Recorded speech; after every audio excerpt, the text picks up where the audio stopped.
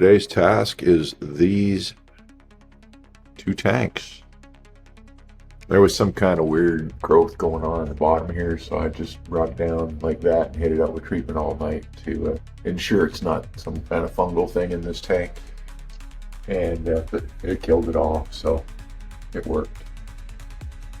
So I'll be water changing that out, but the task for today on these is I want to combine them. 20 gallons is not enough. I got some discus in here because I've had some fighting. These two fish, for some reason, the pigeon bloods are beating up. It's almost like they hate this species, and they're just the females in heat, and they were beating her up hard. So I just took them both out, and he's in here too because I'm worried about his fin. I don't know what's going on with his fin. So anyhow, because they've been stressed out, this tank's medicated right now. When discus gets stressed out, they'll crash. They'll crash hard, they'll crash fast. When you notice stress events, sometimes you have to take the affected fish, move them away, give them a little help. They'll, while they're stressed out in the main tank, they'll stop competing. These fish are still competing and eating, but I've seen physical signs of stress from fighting. So they're over here for a little while to let everything calm down. I also took this female out of the main tank because they're all fighting over her. So, and I'm giving this male a chance with her. They'll get comfortable here in another day or two.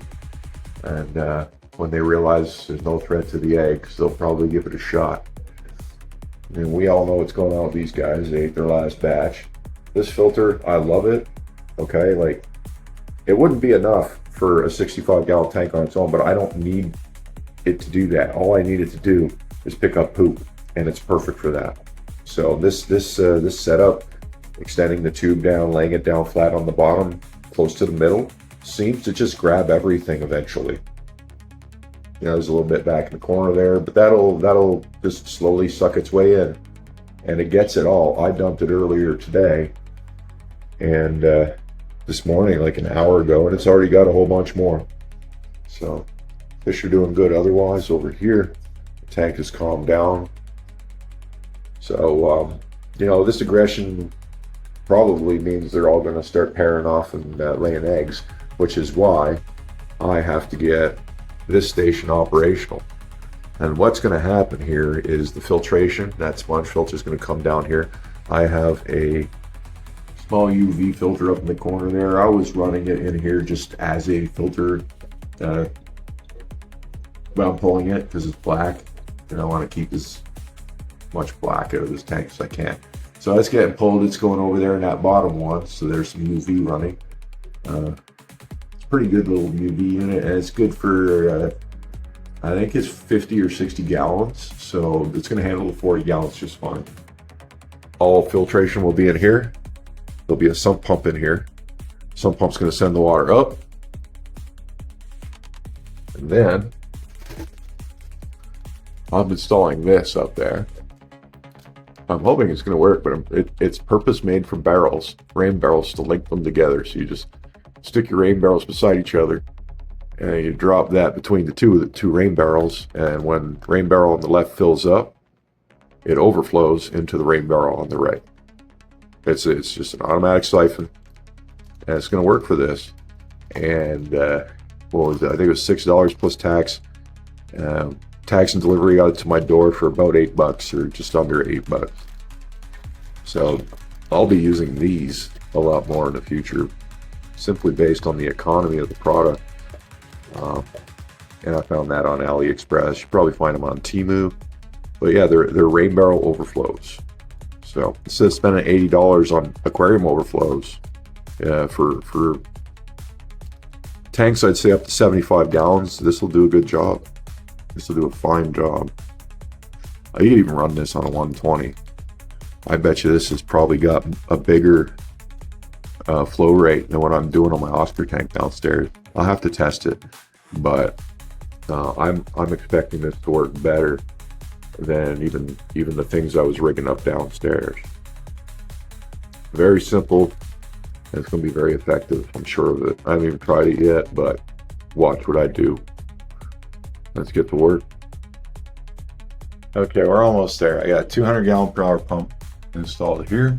I got the tubing going up through the back here into the tank. That's the intake. That clear one's the messy thing there is the water coming in. And that white spout is how the water is going to leave. Now I'm just going to start that up with the siphon. And we're going to plug in the pump. And we're going to see what we get. I treated this water just like I treated this water. It's fresh barrel water. Its temperature should be good. It's a little cooler, but that'll be fine in a minute. And we're going to mix it. We're going to mix it, plug in the heater, and let them see what happens. Wish me luck. I've plugged it in. The overflow is overflowing down. Now this tank was overfilled when I started. So I don't know how it's going to level out yet, but we're working on that. Now I can adjust this this intake. God, it looks like the outflow might be faster than the inflow. It shouldn't work that way though. It should actually get to a point where it's just gonna the sump pump is gonna dictate what's happening here. Now this tank's getting a little high, but it's not gonna overflow, and we're gurgling, so that's not all entirely bad. We're getting air in there. It's a little noisy, but I can figure that out in a minute. It's probably just all positioning. It's definitely working, no doubt about it. It's letting a little more air than I want through. It's not really bad. It's just noisy. Okay. This is not bad. I could actually put a bigger pump on that, and I'm probably going to. If I put more water through it, there'll be less air. This is 200 gallons. I have a 400 gallon per hour pump, so we're actually going to step this up to stop that noise. That's what we're going to do. And I'm going to raise this thing up higher so that the water level stays higher up here. That is how it should work. So I'll tape this up so it sits higher, a couple inches higher, and then this one will be high. This one will be a little lower, like a sump tank or lower tank should be. And yeah, just a little fine tuning. We're gonna get this. This is gonna work out great. It's gonna work out great. So I'm gonna break the siphon, do some work, and let this tank pump back up. Let's get to it. Now I'm running 400 gallons per hour. Question is, will it be too fast? Will the tank fill and overflow, or will it keep up? Right now, it's looking pretty full.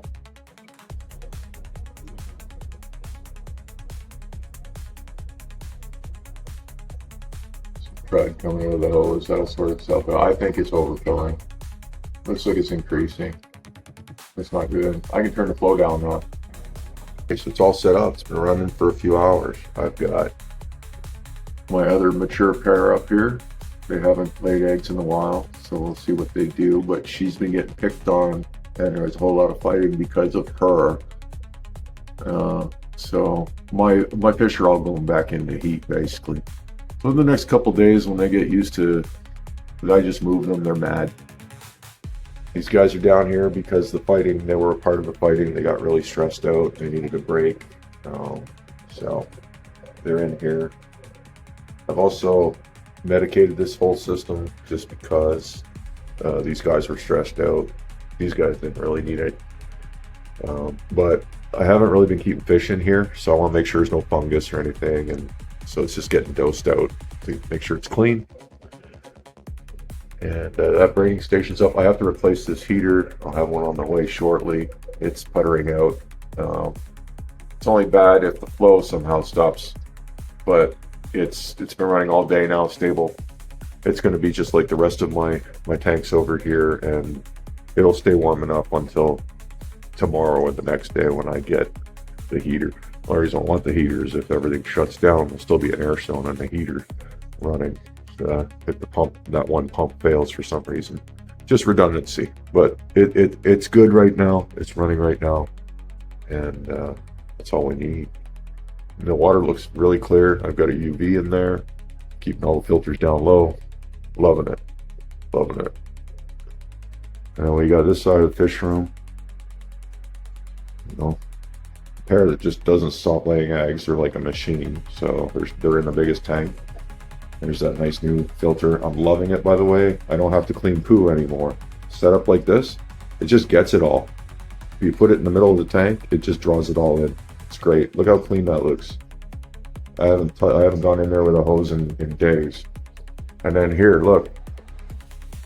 2 days of, you know, I got to go in there and clean it with a hose. So I'll be buying one of these for up here and setting it up the same way with a hose towards the middle, because I like that. And it's working out.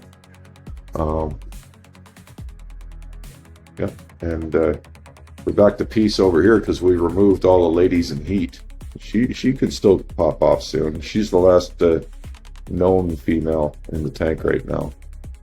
There's several other fish that I don't know if they're boys or girls. I don't know if that's a boy or a girl. I don't know if that's a boy or a girl. I think that's a boy. I'm not sure. That one's definitely a boy. That one's definitely a girl.